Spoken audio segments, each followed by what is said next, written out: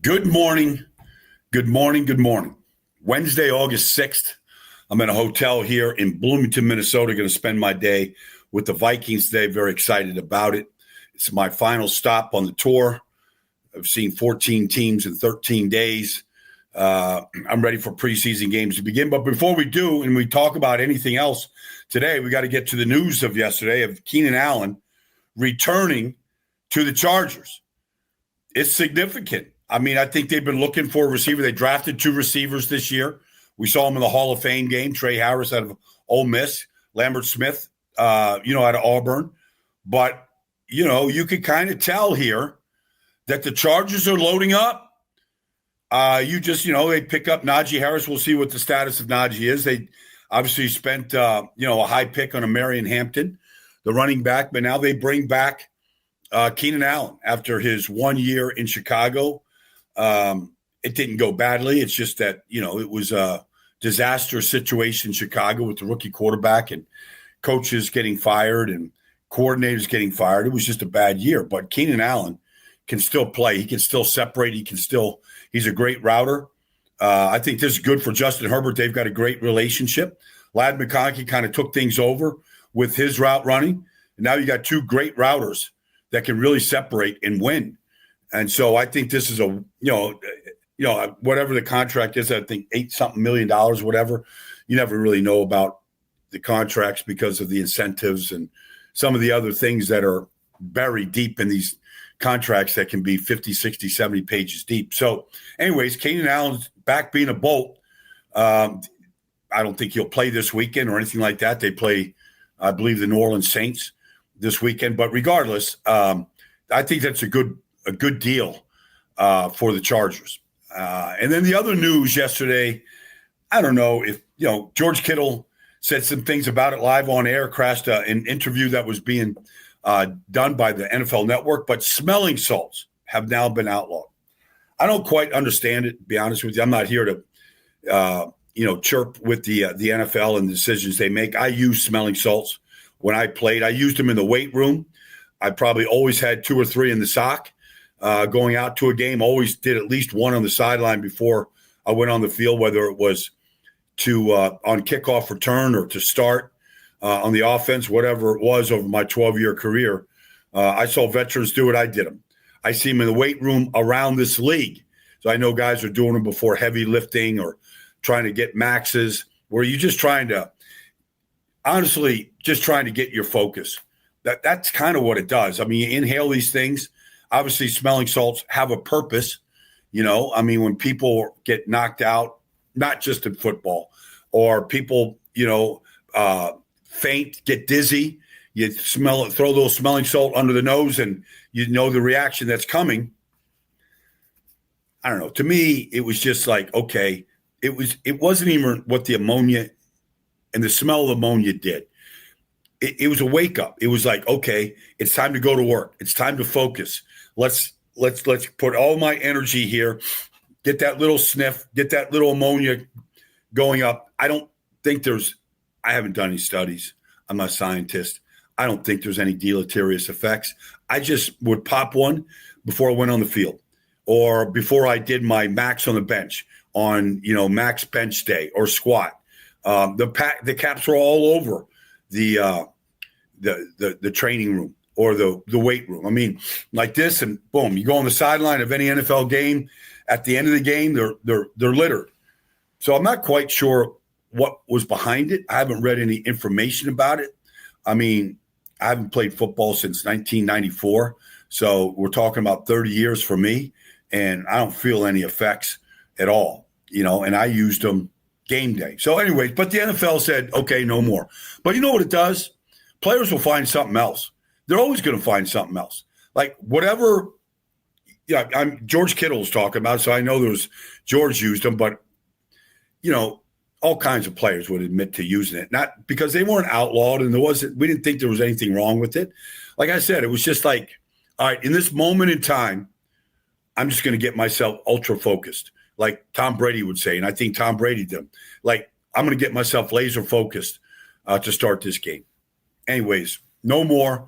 We'll see what players are doing to replace ammonia caps. All right. Let's get to Lake Forest, Illinois, Hallis Hall. I spent the day there yesterday with Stacey Dales from the NFL Network. We had a great day, honestly. We saw a large majority of practice in between doing a bunch of television. We interviewed Caleb Williams. We interviewed Montez Sweat. I got to tell you, Ben Johnson was getting after it. Like, I saw every period seemed like it was a lot. Now, they were in full pads.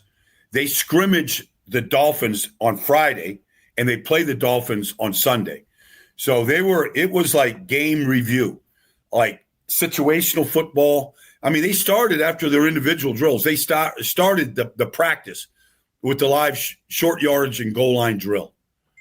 It was impressive. The best throw I might have seen in all of training camp, and I've been to, like I said, I've been to 13 of them now. Well, 13 today in Minnesota. The best throw I've seen in all of training camp was Caleb Williams hitting Roma Dunze on 1st and 10 at the 40, and he threw a laser to Roma Dunze for a touchdown right at the pylon. Couldn't have thrown it any better. And there was good celebration that went on after that. But I talked to, I've known Montez Sweat since he came out of Mississippi State.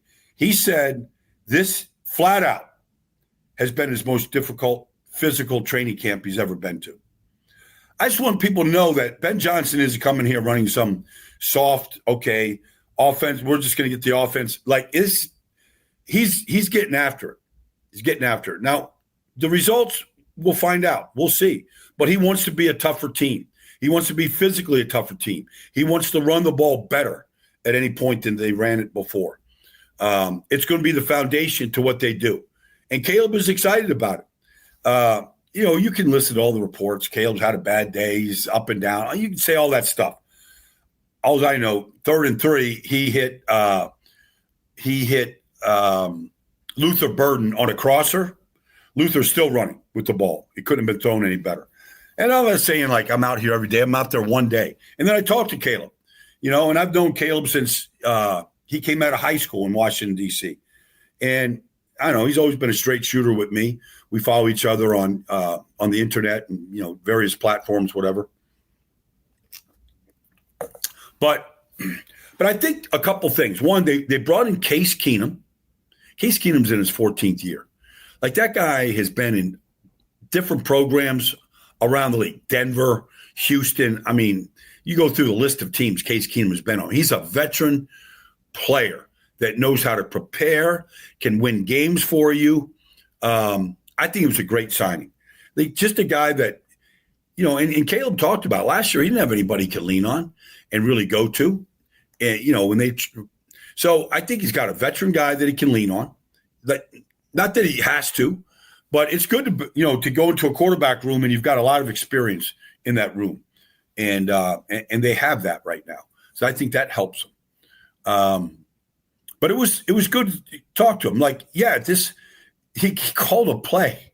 He called a play on air. Basically, here's the formation, here's the protection, here's the motions, and there's a shift in a motion on them or both on every single play.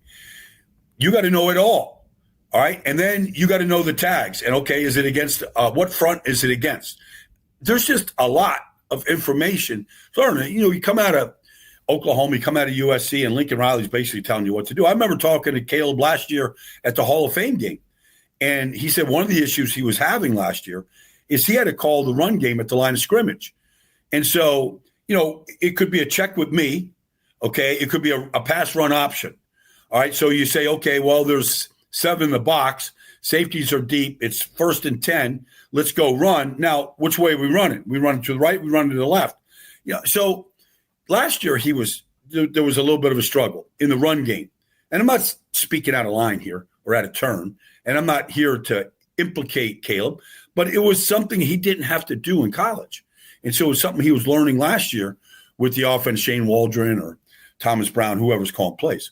So Ben Johnson has thrown it all at him. Now he's got to digest it, not just for his own sake, but he's got to, Luther Burden's a rookie, Colston Loveland's a rookie. All right. Everybody is a rookie in this offense. Roma Dunze, DJ Moore. All right. DeAndre Swift. They're all rookies in the offense. You know, the new offensive lineman, Joe Tooney, is a rookie in this offense. So everybody's learning this thing, but ultimately it comes down to the quarterback making sure everybody knows their assignment. So I'm just saying it's not easy. It just isn't easy. And so just listening to call a play and then all the tags and adjustments and the things that he has to know, like he's learning. All right. So there's going to be, and that's what training camp is for. And I don't think it's going to look, they start off with division games. They start off against the Vikings. It's going to be a challenge here for a little bit. It's not going to be, okay, we're going to cut 68 sacks down to, Jared Goff had 31 last year in Detroit. It's not going to be that fast. It might take a little time. So anyways, I thought they were candid and honest about what's going on, but I'm optimistic about what they're doing. We start off this week talking about the AFC North, and I've been to 3 of the 4 teams in the North. I've been to Baltimore twice. I've been to Cleveland, and I've been to Pittsburgh. But let's get to Baltimore because they're my favorite. They won 12 games last year. They're a very sound and complete team. I think they're a better team this year than they were last year. Malachi Starks comes in as the number 1 pick to play with Kyle Hamilton at safety. That's an upgrade over Ardarius Washington, who got hurt this year, unfortunately. And some of the other guys they had to start the season last year when they were atrocious defensively and giving up big passing plays for weeks on end. Like I saw him week 5 against Cincinnati, and Joe Burrow, did he throw 5 touchdowns that day? He might have thrown 5. He looked like he was practicing. That was week 5. It got better. It got better as the season went on. Zach Orr was a first-time defense coordinator. Well, now he's not just a first-time defense coordinator. Like he's got a year under his belt. He's got an offseason under his belt. And he's got guys that, now know the system. They're going to be better on defense. They're just going to be better. I mean, last year, Baltimore finished the season on defense tied for 3rd. So can they be better? In total points given up, they were 3rd. Offensively, they turned the ball over 11 times last year. I mean, Lamar threw 4 interceptions. He fumbled away 5 times. They had 11 turnovers in 17 games. If the defense starts taking it away more and they give more at-bats on offense, I mean, they finished the season 3rd in offense on points scored. They were 3rd in offense. And it's not about looking at last year. It's a totally different year. And 1st in almost every other category. 1st in yards, 1st in rushing yards, 1st in total yards.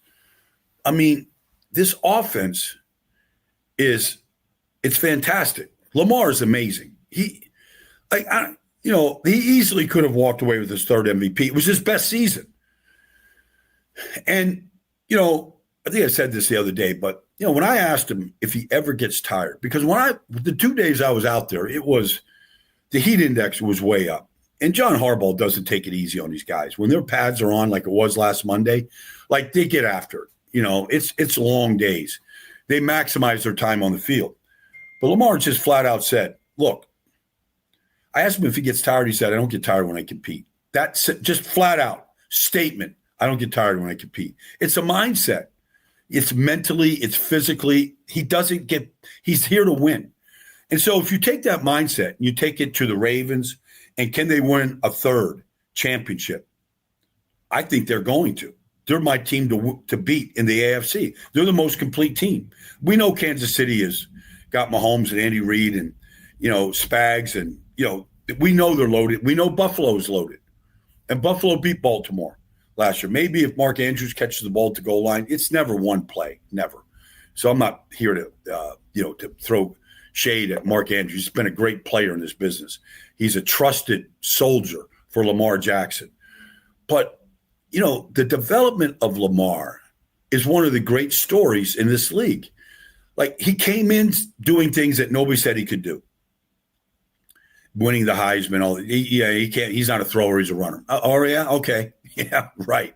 That guy sees. I asked him. I said, none of us will ever know what it's like to run as fast as you run, Lamar. Nobody in this whole league will ever know what it's like. Maybe Tyreek Hill knows what it's like. There's a handful of guys that can run with Lamar, but it's one thing, okay, let's straight line speed. Let's go race a 40. Okay, he's going to be there. He's one of the top 5 fastest guys in this league. Even 8 years into this league, he is. But it's another thing to be able to run that fast and keep your eyes down the field and find open players. And he does it constantly. He sees the whole field. He's gotten better. He said he's gotten better, but it's an innate instinct that he has. It just is. I don't know that anybody else. I played with Randall Cunningham. Randall was, ahead of his time. I was around Mike Vick a lot in Atlanta and Philadelphia when he was doing that. I mean, Lamar's just – and so now you add DeAndre Hopkins. Now you bring back the starting offensive line. And Roger Rosengarten, who didn't start the season last year, is now a seasoned vet at right tackle and a good player.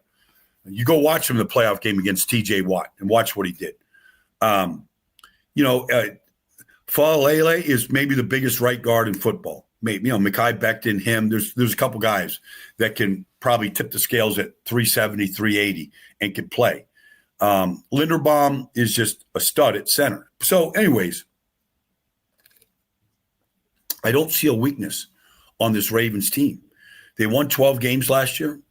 I mean, Derrick Henry said that, he wants to run for 2,000 yards so he can be invited to an Adam Sandler movie. Now, what kind of incentive that is, I don't know. But, he went through the season healthy. He didn't, went through his whole training program, running the hills and the vest and the sleds and all the things that he does. Somehow he's 10 years into this league with a couple thousand, I don't know how many thousands of carries. But it's over 2,000 carries, maybe 3,000, I don't know. But there doesn't seem to be any loss of speed in Derrick Henry. I mean, just go to that first Buffalo game. Was that Sunday night? In the first carry of the game, he goes 87 yards for a touchdown. I mean, he wasn't touched by a Buffalo Bill. Nobody could catch him. He was a runaway freight train.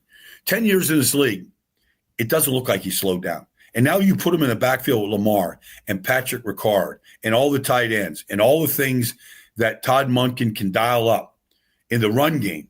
They are the most difficult offense to defend in this business right now. And so now you give Zach Orr a second year and you add Malachi and Mike Green, who I don't know how much you can ever expect from a rookie as a defensive lineman. You just don't know. Sometimes they need a redshirt year. Very few guys come in and get you double-digit sacks. But I thought Mike Green, coming out of Marshall, watching him at the Senior Bowl, I thought he was the best pure pass rusher coming into this draft. Now, you could say Abdul Carter, and maybe Abdul is, but, you can look at all the guys that get drafted, Jalen Walker, whatever. Like, this guy's got great skill. He can bend. He's got power. He's got a great first step, and he's going to get trained by Chuck Smith. So good luck handling Travis Jones and Justin Madubuike up front. Roquan Smith looks in great shape.